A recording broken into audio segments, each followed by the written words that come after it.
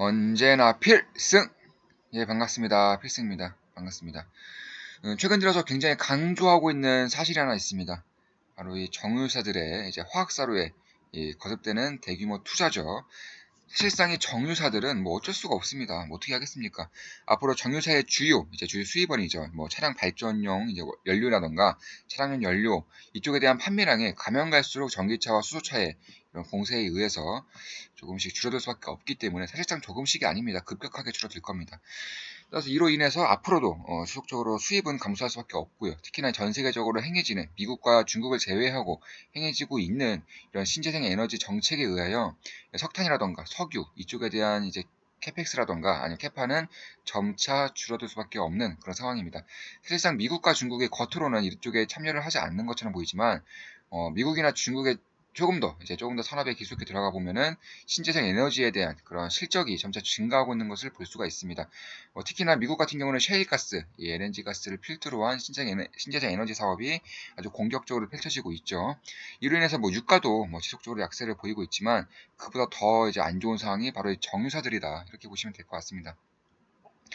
그래서 만약에 우리가 정유사를 운영하고 있는 회장이라면 결국에는 정유사와 거의 비슷한 이런 기술력을 가지고도 충분히 이런 돈을 뽑아먹을 수 있는 결국 화학사로서의 그런 턴어라운드가 있을 수밖에 없는 상황이고 이런 과정에서 플랜트가 많이 지어질 수밖에 없습니다. 화학 공장이 많이 지어질 수밖에 없고 이 화학 공장에 들어가는 뭐 기자재라던가 장비를 납품하는 그런 장비 업체 아니면 기자재 업체, 소모품 업체들은 결국은 실적이 어마무시하게 증가할 수밖에 없다는 것이 앞으로 5년 내에 이루어질 그런 현상이다. 이렇게 보시면 되겠습니다.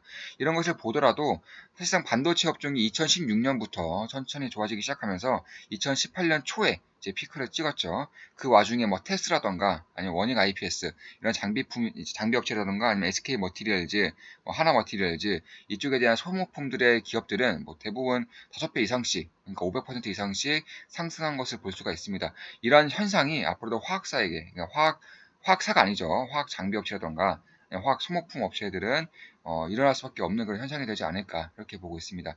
물론 상승 폭이라던가 혹은 기간은 정확히 알 수는 없지만 결국엔 지금은 너무나도 많이 저평가되는 상황이기 때문에 지금 안 잡으면은 이쪽 섹터를 언제 투자하겠는가 개인적으로는 이렇게 보고 있습니다. 그렇기 때문에 앞으로 뭐 그전에 저 필승이 많이 언급해드렸습니다. 뭐 GS건설도 플랜트 관련 쪽이고요.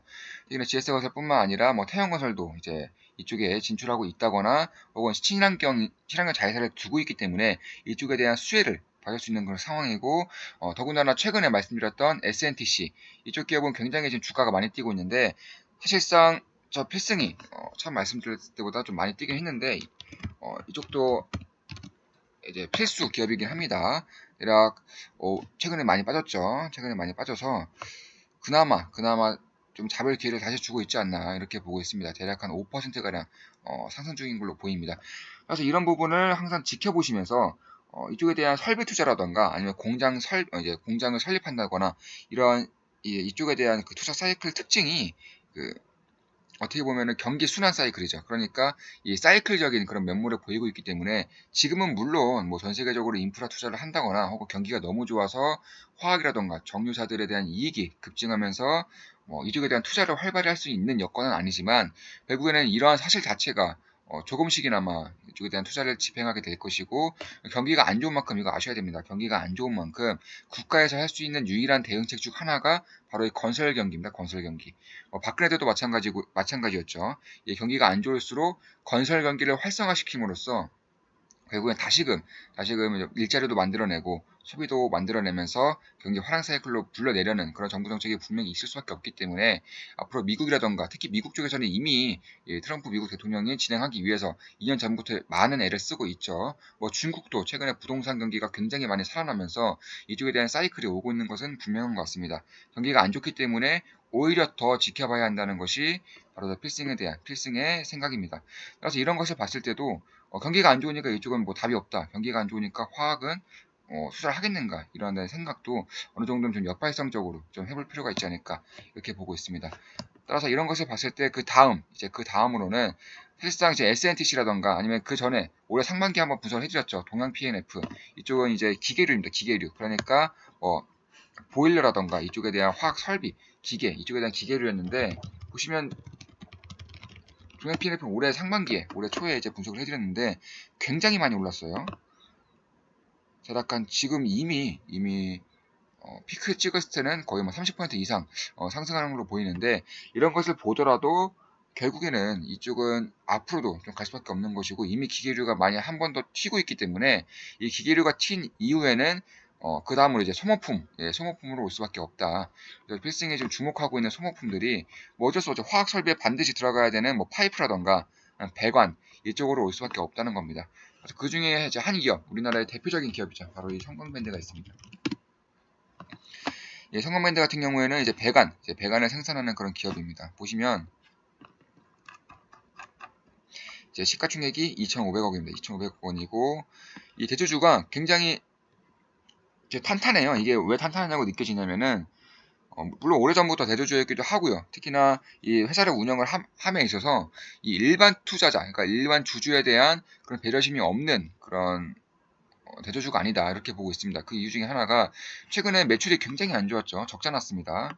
이 영업이익이 적자가 났음에도 불구하고 보시면 배당이 꾸준히 이루어지고 있습니다. 특히나 이 배당이 이 대주주에게는 50원, 그런데 일반 주주에게는 100원이 이루어졌습니다. 그러니까 오히려 이 대주주보다도 일반 주주들에게 배당을 2배가량 더 준 그런 우리나라에서는 흔치 않은 기업 중에 하나다.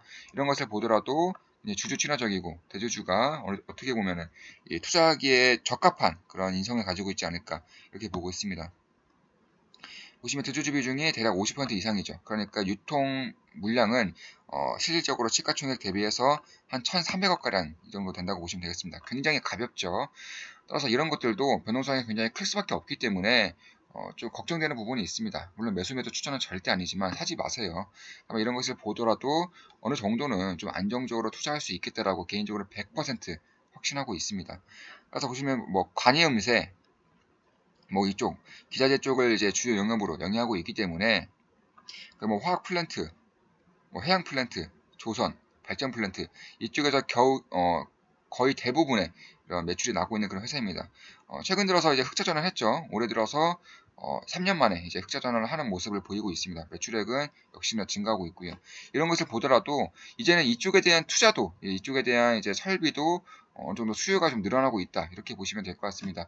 4년 동안 벌써 이미 상반기 동안 최대 영업이익을 내고 있는 것을 볼 수 있습니다. 아직도 하반기가 남았고 내후년으로 갈수록 영업이익은 점차 증가할 것으로 예상하고 있기 때문에 지금이 아니라면은 이쪽 화학 설비에 투자하고 싶은 분들은 지금이 아니라면 언제 투자하겠는가 개인적으로 이렇게 보고 있는 겁니다.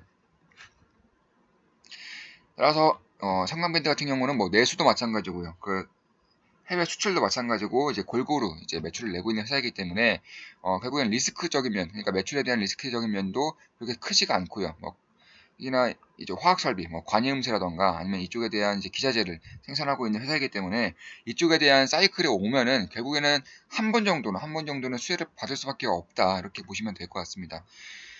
그래서 이런 것을 보더라도 뭐 현금, 이걸 좀 보셔야 될 것 같습니다. 그 최근에 그 영업이익이 좀 적자가 나면서 그러면은 좀 유상증자라던가 혹은 뭐 좀 안 좋은 시비 반응, BW 반응 이쪽이 좀 있을 수도 있지 않을까 이렇게 보시는 분들도 계실 텐데 보시면 자본 총계 역시나 부채에 비해서 꽤나 많은 그런 흐름을 보이고 있고요. 유보율도 굉장히 큽니다. 이게 전통적으로 오래 사업을 영위하고 있었던 회사이기 때문에 현금이 굉장히 많아요. 그래서 그런 위험성은 좀 적지 않을까. 특히 대주주의 성향을 보더라도 일반 주주에 명백하게 손해를 입힐 수 있는 그런 행동을 과연 할까? 가능성이 적다고 보고 있습니다. 따라서 이런 것을 보더라도 결국에는 뭐 괜찮은 흐름이 이어질 수 있습니다. 특히 이제 수출 지역, 주요 수출 지역이 바로 북미입니다. 북미. 그런데 북미 쪽에서 제가 저 필승이 다 말씀드렸다시피 이제 LNG 설비에 굉장히 많은 이제 투자를 하고 있고 넘쳐나는 셰일가스를 좀 소비시키기 위해서 이런 LNG, LPG 이제 석유 관을 이제 이루고 있다. 그러니까 이쪽에 대한 투자가 굉장히 활발하게 이루어지고 있다. 이런 것을 보더라도 굉장히 큰 수혜를 볼 수 있는 그런 기업 중에 하나다. 이렇게 보고 있습니다. 그 외에도 다른 기업들도 좀 보면은 태광 그리고 하이로 코리아 이쪽 기업들도 굉장히 좋게 보고 있습니다. 이쪽 기업들도 다음에 좀 괜찮게 느껴지는 가격대가 온다거나 혹은 좀 다른 분석 기업들보다 조금 더 우선순위를 둬야겠다라는 그 개인적인 생각이 들 때에 한번 분석을 해드리고자 합니다.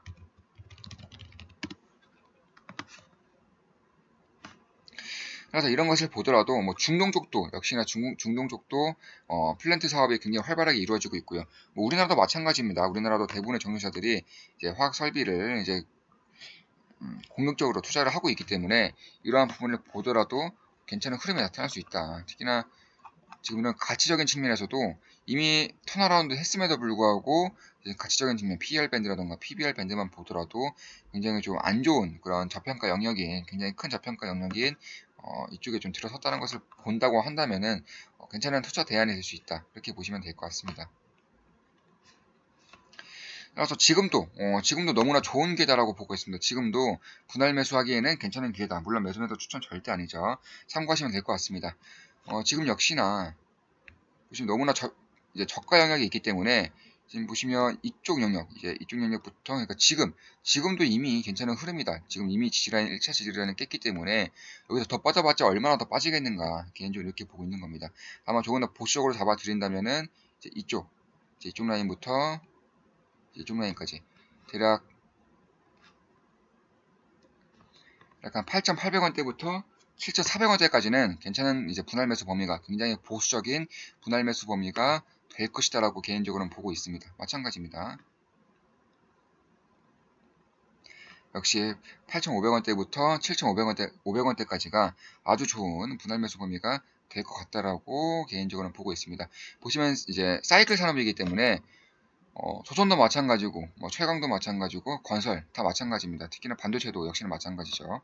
이 사이클 산업의 특징이 이 하락 사이클기에는 하염없이 지하 3층까지 파고 이렇게 좀 빠지는 그런 흐름이 있지만 상승 사이클에는 남부럽지 않게 상승하는 경향이 있습니다. 특히나 2004년부터 2007년까지 이루어지는 이런 이 조선의 대호황 사이클 때는 이건 말도 안 되는 상승률이 있었습니다. 거의 30배 이상, 50배까지도 오르는 그런 기염을 토해냈던 그런 기업 중에 하나이기 때문에 다시금 상승 사이클이 오고 있다는 점을 감안했을 때 앞으로 최소 5년 내에는 이런 흐름이 있을 것이라고 감안했을 때 어떻게 보면은 이제 사이클을 타는 산업에도 불구하고 특히나 대부분의 투자자들이 이쪽 산업은 망했다라고 이제 생각을 하고 있음에도 불구하고 어느 업종보다 더 큰 이제 상승 잠재력을 지니고 있는 기업 산업 중에 하나다 이렇게 보시면 될 것 같습니다. 특히 이제 성간밴드나 퇴강 다 마찬가지입니다. 이것도 어마무시한 상승 사이클을 이제 이뤄내면서 이런 식으로 다시금 하락 사이클을 보이고 있습니다. 다 마찬가지입니다. 이게 하이로코리아도 마찬가지죠. 하이로코리아도 이런 식으로 다시금 가고 있는 것을 볼 수가 있을 것 같습니다. 따라 최근 들어서 고점을 이제 2007년에 찍고 이렇게 쭉 2007년 이후로 12년 동안 조정 기간을 나타내고 있기 때문에 다시금 상승 사이클을 탄다면은 최소 5년 내는 타지 않을까 이렇게 보고 있는 것이고요. 특히나 이제 바닥권에서도 1년, 2년, 3년, 4년, 5년을 바닥권에서 헤매고 있기 때문에 이 박스권을 돌파하는 흐름이 조만간 나타날 수도 있겠다. 이렇게 개인적으로는 보고 있습니다. 자, 그럼 이것으로 이제 방송 마치겠습니다. 화학설계 플랜트에 대한 이제 분석을 좀 해드렸고요. 최근 들어서 성장주를 굉장히 이제 좋아하고 이제 성장주 투자를 즐기는 저 필승이지만 이쪽에 대한 기업들도 반드시 봐야겠다는 생각이 조금씩 더 들고 있습니다. 2016년에 반도체를 투자했던 것처럼 2019년에는 설비주들 혹은 이제 건설, 인프라 쪽으로 좀 고개를 들리면 어떨까 이렇게 보고 있습니다. 미국 쪽에서도 지금까지는 이제 무형 자산을 필두로 한 그러니까 플랫폼 기업들의 이런 팡 기업 마가 기업을 필두로 한 그런 주가 상승을 이뤄냈는데 지금부터는 그게 또 가능할까? 이렇게 보고 있습니다. 결국엔 미중무역 전쟁에서는 미국은 증시가 박살나면 절대 안 됩니다. 그럼 미중무역 전쟁에서 패배를 인정하는 꼴이 되기 때문에 어떻게 해서든 증시를 지키려고 노력을 할 겁니다. 이건 FOMC도 마찬가지고요. 대통령도 마찬가지입니다. 이런 흐름을 봤을 때 이제는 무형자산 쪽보다는 결국에는 트럼프 미국 대통령이 주장하고 있는 인프라 쪽으로 좀 바톤을 터치할 때가 되지 않았을까 이렇게 보고 있는 부분이고요. 따라서 이런 미국 쪽을 보더라도 그렇고 전 세계적인 이제 경기 둔화에 의한 건설 경기 활성화에 대책에 따른 그런 정책들을 보더라도 이쪽에 대한 투자는 어느 정도 염두에 둬야 할 필요가 있겠다. 물론 성장주 섹터는 아니지만 경기 사이클적인 면에서 있어서는 좋은 투자 기회가 올 수도 있겠다. 이르면은 적게 있는 거고요. 따면은 많이 딸 수 있는 섹터 중에 하나가 바로 바로 이쪽 섹터라고 개인적으로는 보고 있습니다. 자, 이것으로 그럼 성명밴드 화학 설비 플랜트에 대한 분석을 좀 마쳐드리겠습니다. 지금까지 플렉싱이었습니다. 구독 똑똑똑 구독해주시면 감사하겠습니다. 좋아요, 댓글, 구독, 족대꾸 해주시면 감사하겠습니다. 플렉싱이었습니다. 필승!